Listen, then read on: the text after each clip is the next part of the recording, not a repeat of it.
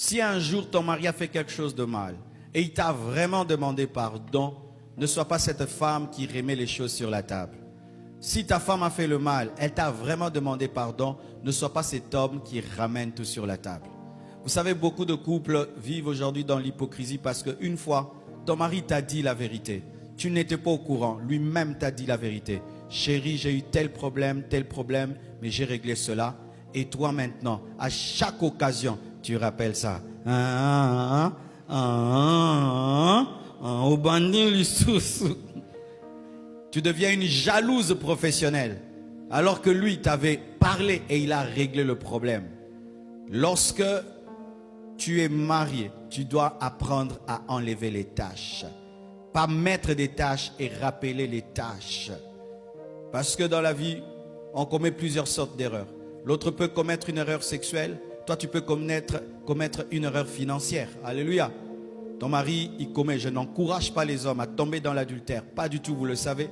Ton mari peut tomber. Un jour, il vient et te dit, chérie, je suis tombé. Et vraiment, ça m'a culpabilisé. J'ai décidé d'arrêter. Et toi, tu brandis ça tout le temps. Mais un jour, il peut te confier de l'argent. Et puis, tu fais une affaire.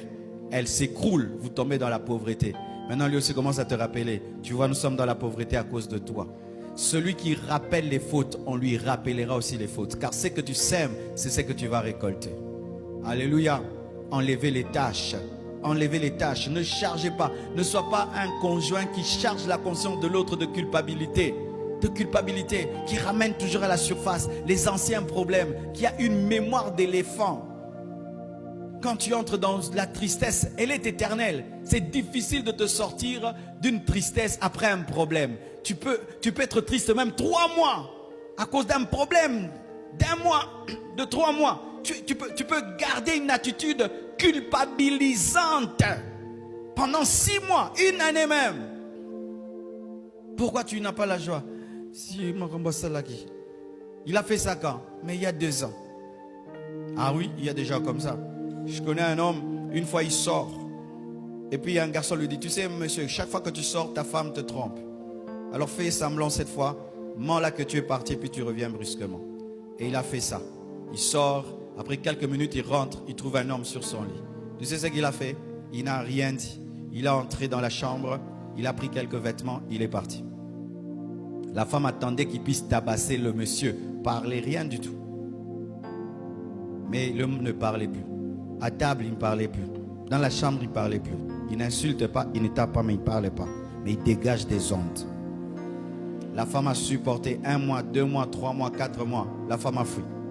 Elle a dit, je préfère qu'il me tape, qu'il m'insulte, mais qu'il parle quand même. Lui, maintenant, il a opéré dans une stratégie de torture par les silences. Un vrai sorcier. Est-ce que Dieu te fait ça? Quand tu pèches, n'est-ce pas que le Saint-Esprit te parle? N'est-ce pas que l'Esprit te culpabilise et t'amène vers le sang de Jésus? Mais toi, tu tortures l'autre par le mal qu'il a fait. Comme si toi, tu es parfait. Amen.